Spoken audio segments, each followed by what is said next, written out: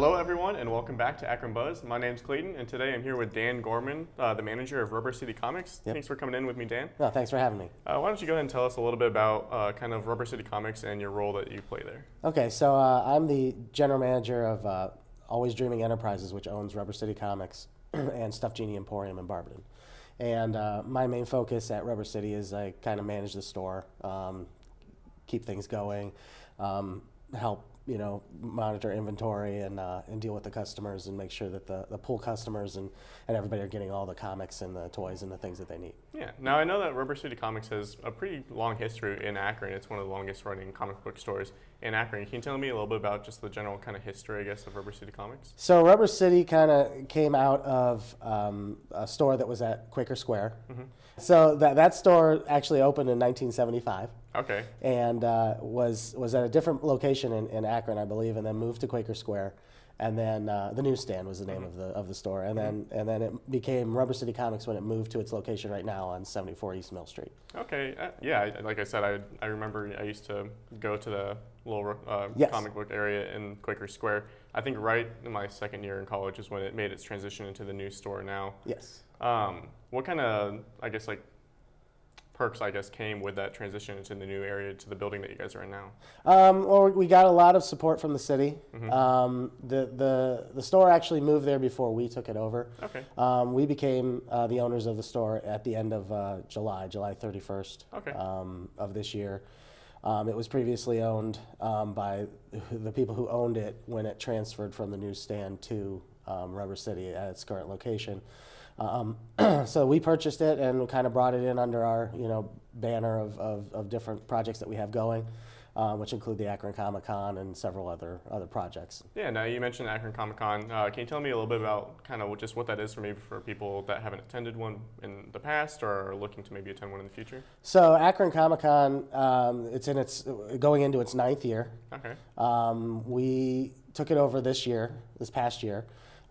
This past show, which we just had the first weekend of November, we had about 3,000 people come through the door. Nice. We had some great guests like Superhost and Sean Kenny, who played Captain Pike on Star Trek, and some great. And it's always a comics focused show. It's a comics first show, so we had a lot of great local guests and comic book artists and creators. And my vision for the show is to make it all about local talent. Okay. Because we have a vast, rich amount of local creators who maybe sometimes don't get the attention that they deserve. Right. So I wanted to make Akron Comic Con about Akron and about the creators who live here. And we have some great creators like Tony Isabella, who lives in Medina, but he created Black Lightning. Okay. And then Ted Sikora, who created Apama.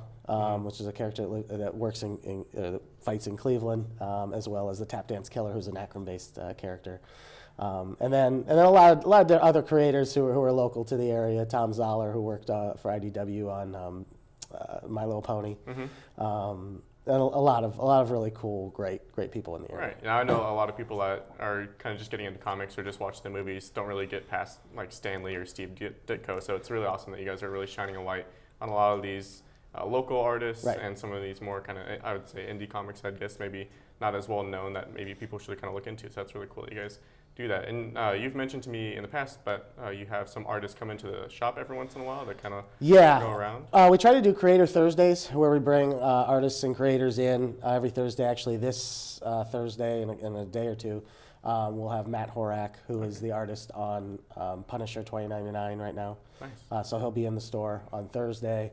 And then we try to rotate artists and creators in, every week if we can. Robert Krause, who's another great local creator, he's there a lot on Thursdays, and we actually have an area set up at the front of the store where you can watch them work, watch them draw, watch them write, do whatever.